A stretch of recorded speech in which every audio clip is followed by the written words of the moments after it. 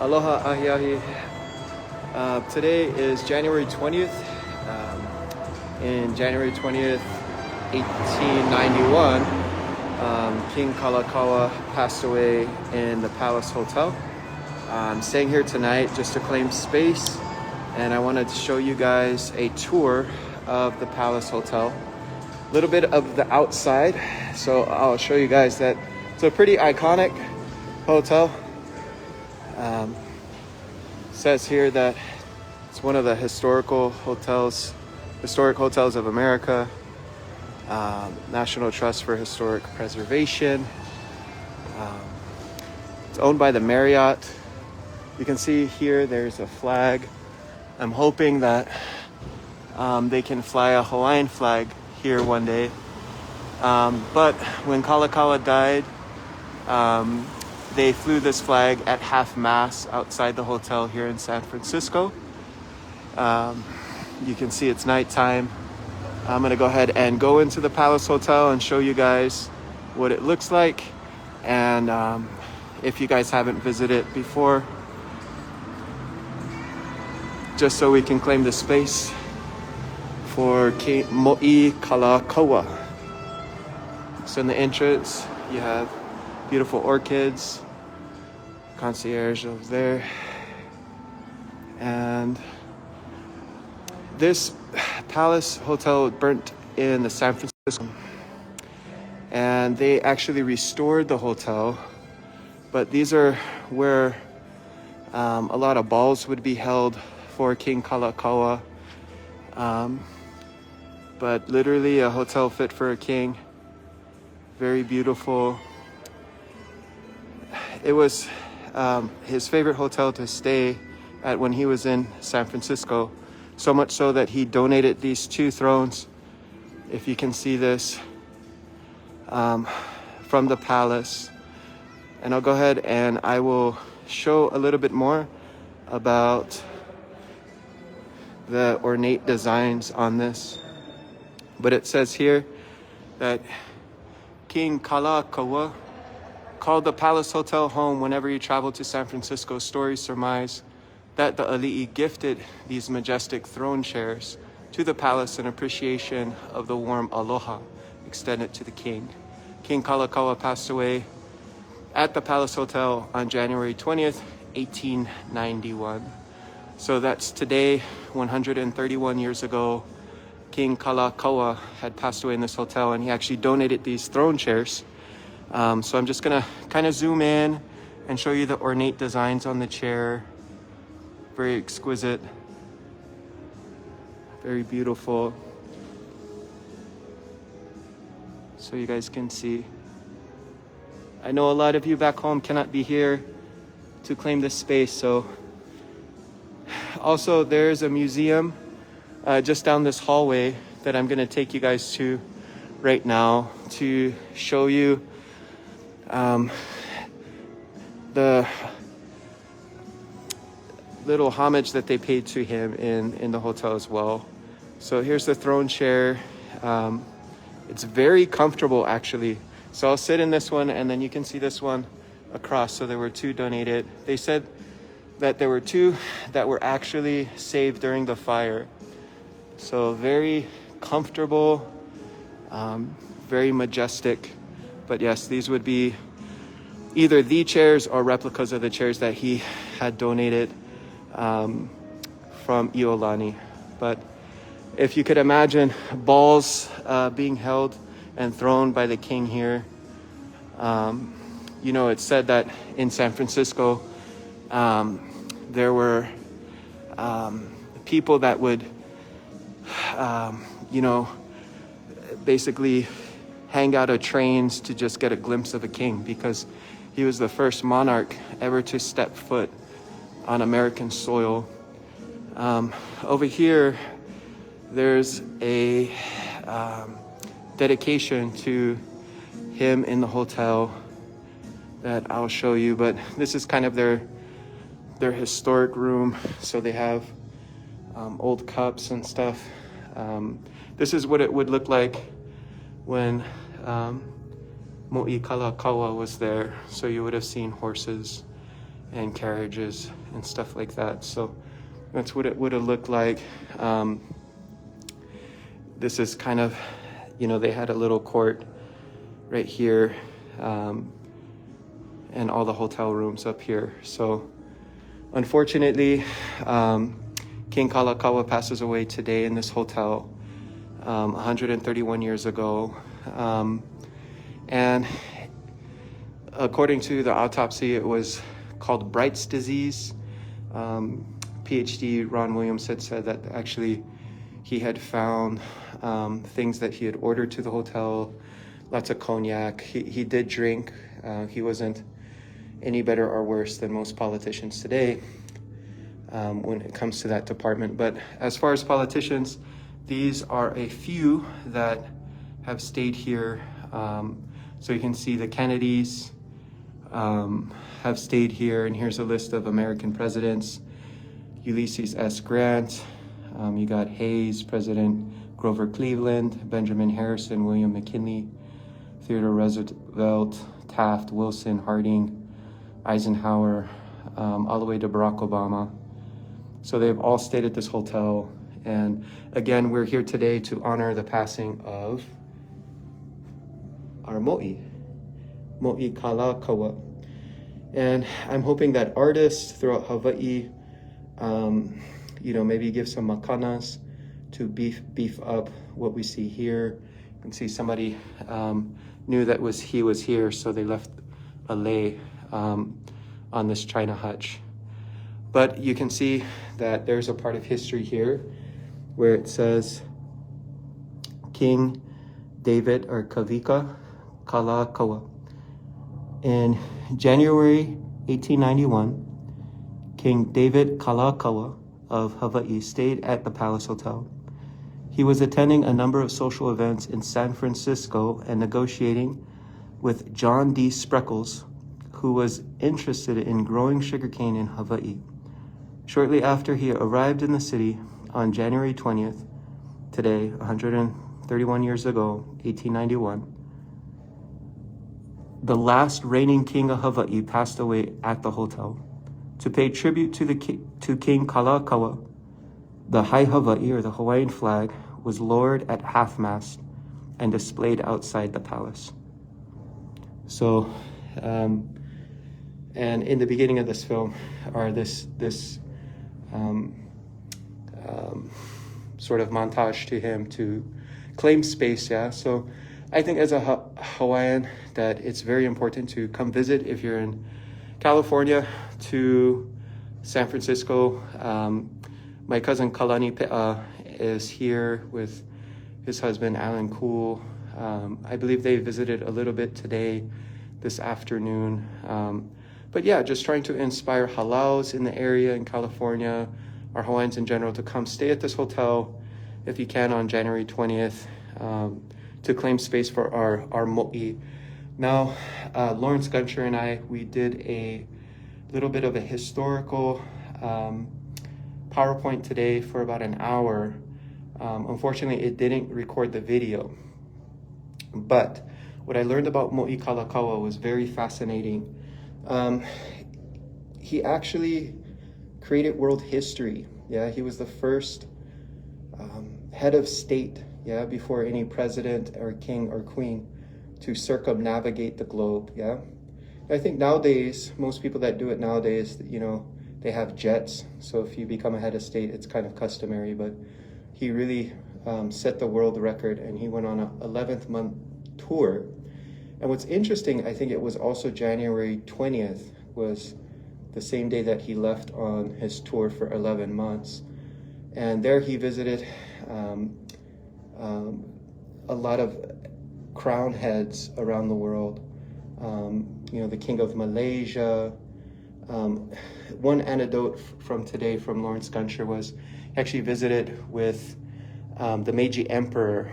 And the Meiji Emperor, he was the first man that was actually seen as an equal to the Meiji Emperor, which was very interesting because the Meiji Emperor in Asian culture was deity level, or a god. So they walked side by side when he arrived in Kyoto, and Even the streets were decorated with Hai Hawaii. They even played Hawaii Ponui for Mo'i Kalakaua on his world tour. He also was able to meet Thomas Edison, and who connected him with Alexander Graham Bell, and he was able to bring Iolani Palace, electricity. But everything that we have as Hawaiians today that we know of culturally can be connected to Mo'i Kalakaua. He actually, before, he wasn't actually raised to be a king, which was very fascinating. He wasn't. Before he, I believe he did serve Kamehameha V in his cabinet. But he wasn't raised to be a king. He was actually an editor before that. And he started a newspaper called Nahoku o Pakipika. And I believe that means the Star of the Pacific. And he wrote about, it was actually the first Hawaiian newspaper published in Olelo, Hawaii. And they published the Kumulipo there. They published, our cosmology of our origin story, right? That we have. He shared a lot of chants and oli that we know today. He inspired the hula, so he invited the hula to be performed at the palace. He was a very influential man. There were islands that were being considered to be annexed to the Hawaiian kingdom thanks to his diplomacy and his philanthropy to help protect them from the often oppressive European powers throughout the Pacific. He helped Samoa modernize, setting the actually sent the Kaimiloa, which was a Hawaiian warship, to protect Samoa from Germany in kind of enforcing their way. I believe that he was one of Hawaii's greatest mo'i. If you see here, these are keys that he might have used, or they would look maybe something like that back in the 1800s. But today we honor the passing of our king, King David Kalakaua, who would have died in this hotel 131 years ago. Even though it was renovated in the fire, we still have kanaka that come over here and drape leis in his honor. And I'll walk back to the thrones for everybody so you guys can see the Hawaiian thrones that were donated to this hotel. And that'll conclude my tour of the palace. I hope you guys like it. Feel free to share this after it's done. And come stay here. I invite all the halaus in the area, in Hawaii, bring your, and hopefully we can claim space here on January 20th. And maybe, just maybe, we can encourage the staff and management to one day fly a high Hawaii, artists in Hawaii, maybe get together and create a portrait of him. I think, I like what they have in their glass case. Again, this is the throne chair from that he donated to the palace from Iolani. That is here. Also here, you can see they have a plaque, right? But it's really important that we claim space as Kanaka and we realize who we were, right? We're not a tribe, we were a country. And there's no treaty. And we have heads of state that did things before, long before. America, we had compulsory education 70 years before under his rule. But it says here, King Kalakaua called the Palace Hotel home whenever he traveled to San Francisco. Stories surmise that the ali'i gifted these majestic throne chairs at the palace in appreciation of the warm aloha extended to the king. King Kalakaua passed away at the palace on January 20th, 1891, 131 years ago today. So here's the throne chair. again, Kanaka, if you can make it, it is a little pricey. You know, it might take a couple lau sales and stuff, but it's worth it. I really like the hotel, and they still have that spirit of aloha. There's a brother that works out here, who's related to the Clark family, and we actually found his name right here, one of the staff members, because I brought the Kue petition, and you know, it brought him to tears that he saw his ohana on the Kue petition. They were the Clarks, and they're actually really close to a lot of Kalakaua's cabinet. So it's interesting to see that Kanaka that were, you know, close to the monarchy still have lineage that roam these halls. Yeah. So if you can, come check it out. And this is, you know, one of many places Kalakaua had visited on his world tour. And again, another thing I want to mention is, you know, we talk a lot about Hawaii being colonized. We're not seeing a lot of evidence of that in the primary source documentation. You know, when Kalakaua came to San Francisco, he came to actually negotiate, you know, a better treaty for Carl Spreckels, who was a Hawaiian kingdom subject, yeah, even though he wasn't Hawaiian. And he left sick. You know, it said that he was sick before he even came to San Francisco. So he literally left sick and he died trying to better the life of one of his Hawaiian subjects that wasn't Kanaka, yeah, but every so much a Hawaiian national. So that's I think that's a beautiful thing. January 20th, again, 131 years. I think I might be the only Kanaka here. Paying my respect, but it's important that no matter how many of us there are, that we claim space in these places. Yeah, on special days. Yeah, January 20th. Mark it on your calendar. Yeah, if you're in California, if you're in San Francisco, come check this out. Gorgeous hotel. I can tell you that the staff have been very kind. It is expensive, so you know, maybe it's one of those things you save with the halau to come down. I'd love to see if the staff could maybe have an area here where some halau could perform in his honor, you know, preserving the hula and everything Hawaiian, right? He was pro Kanaka. He was preserving our kumulipo in the newspapers, right? Actually, all the Hawaiian newspapers were inspired by him, and that's why Kalakaua was known as the editor king. Yeah. So he was the editor king, and you know, a lot of people didn't know that you know, he was kind of a le'o, or a voice, yeah. But he went around influencing Polynesia, yeah. My heart goes out to Tonga and everything that they're going through right now with the volcano. You know, Malama Pono Tonga, yeah. We really need to pray for them and keep them in our pule. Kalakaua was, you know, very concerned about Tonga and went over there and helped them write their constitution, which they still have today based on the Hawaiian Kingdom Constitution, to help them modernize and protect themselves from other threats, right? Maybe not natural, but the European powers like Germany that was encroaching on Samoa.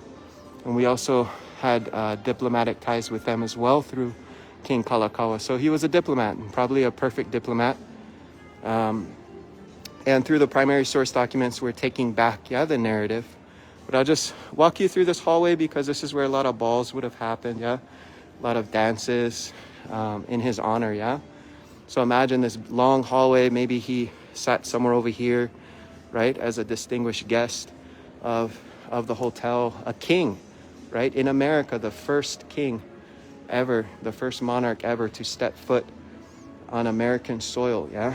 And if you think America being a republic, and as crazy as they were after the Revolutionary War, what monarch would be brave enough to step foot in a republic, yeah? He was, yeah? So he was, like Brother Iz's last name, yeah?